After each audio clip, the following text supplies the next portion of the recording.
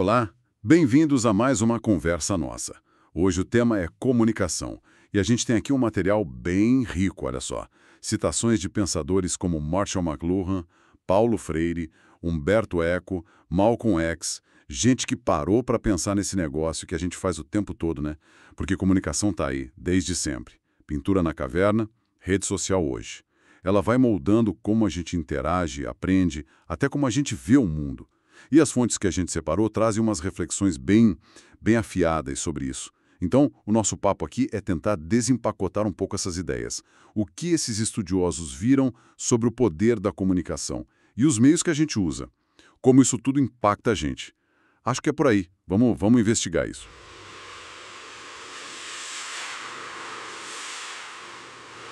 É isso aí. E acho que é fundamental, né, mergulhar nessas perspectivas para entender não só o que eles disseram, mas por que essas ideias continuam tão relevantes, especialmente hoje, né, na era digital, com tudo tão rápido, tão fragmentado. Com certeza. Para começar, tem aquela clássica, que todo mundo já ouviu, do Marshall McLuhan. O meio é a mensagem. Parece simples, né? Mas tem uma camada aí. O que ele queria dizer com isso exatamente? Que o jeito de mandar a mensagem importa mais que a mensagem em si. É bem por aí a provocação dele.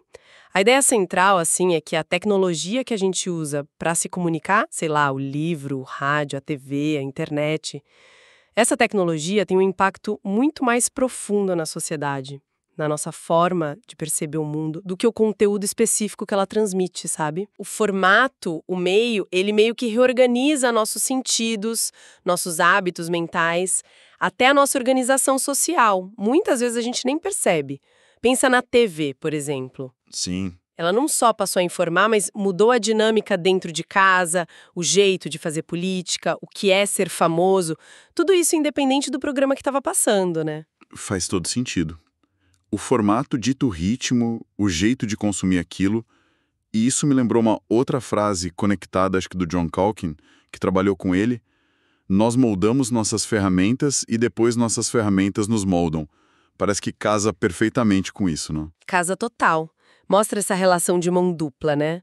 Uma dialética. A gente cria a tecnologia pensando em resolver um problema para uma finalidade, mas ela nunca é só uma ferramenta neutra. Certo. Ela carrega em si um jeito de usar, um jeito de ver o mundo, ela abre umas portas e fecha outras, e no fim ela acaba mudando o nosso comportamento, nosso jeito de pensar, nossas interações. A gente não é só usuário passivo, sabe? A gente é remodelado por elas. Mas aí o próprio McLuhan vem com outra frase que parece dar uma complexidade a mais. Ele diz: a era da informação não é uma era de informação. É uma era de ponto de vista. Isso não entra um pouco em choque com o foco no meio? Ou como essas duas ideias dele se conversam? Boa pergunta. Eu não vejo bem como choque, mas talvez como um aprofundamento. Depois de dizer o quanto o meio é poderoso, ele olha para o outro lado. O excesso de conteúdo que esses meios trazem. Ah, entendi. Na tal era da informação, o problema não é mais ter acesso à informação, mas o que fazer com tanta coisa. A gente é forçado mais do que nunca a selecionar, a filtrar, a interpretar. E cada um faz isso a partir do seu ponto de vista, que é influenciado pela cultura, pelo contexto e, claro, pelos próprios meios que usa. Então, o meio molda a percepção, mas a avalanche de dados exige essa curadoria pessoal, entende? Entendi. Uma coisa leva a outra, então. O meio impacta e o excesso de informação gerado por ele exige um filtro pessoal. Interessante. E falando em interpretação, em significado, isso me leva direto para o Paulo Freire. Ele já traz uma visão bem diferente, né? Focada na interação humana. A comunicação é diálogo. É a base da educação como prática da liberdade. Que força tem essa frase? Nossa, é uma força imensa, vindo do patrono da educação brasileira, então. O Freire coloca o diálogo não como uma simples troca de mensagens, mas como um encontro verdadeiro entre pessoas. Ele criticava aquela educação bancária, né? Onde um deposita conhecimento no outro. Sim, lembro disso. Para ele, a comunicação de verdade, aquela que liberta, acontece nesse diálogo horizontal, onde todo mundo ensina, todo mundo aprende junto, não é só passar conteúdo, é construir sentido, construir consciência juntos. É aí que está a liberdade. Essa ideia do diálogo como um motor para entender as coisas e até para mudar a sociedade, me parece que conversa com um outro pensador importante, o Jürgen Habermas, né? Ele também fala da comunicação para resolver conflitos. Exatamente. O Habermas, com a teoria da ação comunicativa, ele aposta tudo nisso. Ele diz que o jeito mais racional e legítimo de a gente chegar a um acordo, de resolver briga em sociedade, é pelo diálogo. Mas não qualquer diálogo. Tem que ser um diálogo aberto, onde todo mundo pode falar, ser ouvido e onde ninguém usa força ou manipulação. O objetivo é o entendimento mútuo, sabe? Não é um ganhar do outro. É nesse espaço de debate racional que ele chama de esfera pública. Certo, a esfera pública. Nesse ambiente ideal de discussão que as melhores soluções podem aparecer, construídas por todos. Essa busca por entendimento, por construir um conhecimento mais sólido, seja nesse debate público que o Habermas fala, ou mesmo nos estudos, né? Isso exige ferramenta certa, método. Pensando agora em quem está nessa batalha de estudo, se preparando para vestibular, para o Enem, ter um material que ajuda a organizar, a construir esse conhecimento, faz uma diferença brutal. E para quem está nessa jornada de estudos, olha, vale a pena dar uma olhada no medcoub.com.br. Eles têm um aplicativo com um banco de questões gigantesco, o maior do Brasil, com provas antigas de tudo quanto é instituição, e o legal é que muitas são comentadas, ajudam a pegar o raciocínio, sabe? Além disso, tem resumo, tem aula, tem flashcard para revisar onde quiser. É um jeito de ter as ferramentas certas para organizar os estudos, deixar tudo mais dinâmico, mais focado no que importa. É só baixar o app e explorar. medcoub.com.br. E ter essas ferramentas adequadas, né? Um banco de questões bom, resumo bem feito, isso conecta total com o que a gente estava falando. Ajuda a processar a informação, a aplicar o conhecimento, de certa forma, ajuda a pessoa a navegar naquela era do ponto de vista do McLuhan que você mencionou.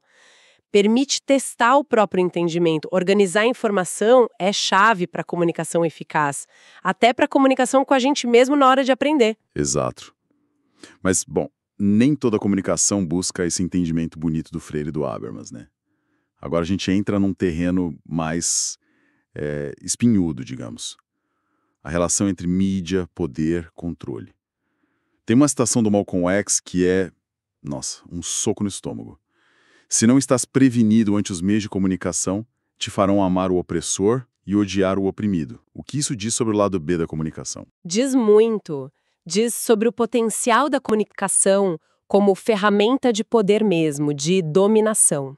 O Malcolm X está alertando para a capacidade que a mídia de massa tem de construir narrativas que servem a quem está no poder, de moldar como a gente vê a realidade de um jeito tão eficaz que pode fazer a gente inverter valores, achar justo o que é injusto, direcionar nosso ódio ou nossa simpatia para onde eles querem. É um lembrete bem duro de que informação raramente é neutra. Pesado. E a gente que está recebendo essas mensagens, como fica? Não somos só, sei lá, esponjas absorvendo tudo, né? De jeito nenhum. E aí que entra uma contribuição fundamental, que é a do Stuart Hall, com a teoria da codificação-decodificação. Ele explica que a mensagem, do jeito que ela é criada, codificada pela mídia, não chega igual para todo mundo. Quem recebe, decodifica, interpreta a partir do seu próprio lugar no mundo, da sua cultura, das suas experiências. Ah, faz sentido. O Hall fala em 3 tipos de leitura, basicamente. A dominante, que é quando a pessoa aceita a mensagem do jeito que ela veio. A negociada, que é quando aceita em parte, mas adapta, reinterpreta. E a oposicional, que é quando rejeita mesmo, lê de forma contrária. Interessante isso. E essa interpretação nunca é no vácuo, né? Ela sempre passa pelo que um outro autor, Jesus Martim Barbeiro, chamou de mediações. A família, a escola, a religião, as tradições, a classe social. Tudo isso funciona como um filtro, uma lente, através da qual a gente entende o mundo e as mensagens da mídia. Ou seja, a interpretação é um campo de batalha também. E falando em como a mídia constrói narrativa, o Umberto Eco, naquele livro número 0, tem uma visão bem direta sobre o jornalismo.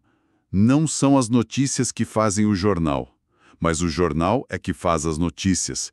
E saber juntar 4 notícias diferentes significa propor ao leitor uma quinta notícia. Isso meio que desmonta a ideia de objetividade pura, né? Totalmente. O Eco mostra que o jornalismo é em si um ato de construção de sentido. O que vira notícia, o que fica de fora, qual a manchete, como as matérias são agrupadas na página ou no site, a linguagem, tudo isso cria uma narrativa específica. O jornal não só mostra a realidade, ele organiza essa realidade pra gente e, ao organizar, ele constrói uma certa visão dela. Certo. Mas aí, com essa complexidade toda, essa construção, essa briga pela interpretação, será que a comunicação realmente funciona? No sentido de causar um impacto real, profundo. O Pierre Bourdieu parece jogar um balde de água fria aqui. Tem uma frase dele. A comunicação é instantânea porque, em certo sentido, ela não existe. Essa me deixou meio... Como assim não existe? É provocadora essa frase, bem o estilo do Bourdieu. Ele não tá negando que a gente manda e recebe sinal, óbvio. O ponto dele, eu acho, é questionar a profundidade, a eficácia dessa comunicação de massa super rápida. Ele está sugerindo que talvez a velocidade e o volume sejam tão grandes que impedem um processamento de verdade, uma compreensão real ou uma mudança significativa nas estruturas, nos hábitos das pessoas. A informação circula ali na superfície, freneticamente, mas talvez não chegue a criar um diálogo autêntico, um aprendizado que transforma, um engajamento cívico de verdade. Nesse sentido mais profundo, de conexão e impacto real, talvez a comunicação, apesar de instantânea, seja quase inexistente. Entende. É a diferença entre só transmitir e ser realmente recebido, compreendido. E para deixar tudo ainda mais complexo, tem o Néstor Garcia Canclini que nos lembra. Toda conclusão está atravessada pela incerteza. Porque essa ideia de incerteza é importante especialmente hoje. O Canclini, que estudou muitas culturas aqui na América Latina, essas misturas todas, ele alerta justamente contra a gente querer ter certeza absoluta e interpretações fechadas. Num mundo onde as culturas se misturam, ele chama isso de hibridização, onde as identidades não são fixas, onde tudo é complexo pra caramba, qualquer conclusão muito simples provavelmente está errada. Verdade. A gente precisa aceitar a complexidade, olhar por vários ângulos e entender que nossas interpretações sempre vão ter um grau de ambiguidade, de provisoriedade. Isso é fundamental para entender a comunicação num mundo globalizado, fragmentado como o nosso. Essa ideia de incerteza, de complexidade, parece um ótimo gancho para os desafios mais atuais, né? Do mundo digital. O Habermas, que antes falava da esperança no diálogo, volta aqui com um tom bem mais pesado. Uma democracia da pós-verdade não seria mais uma democracia.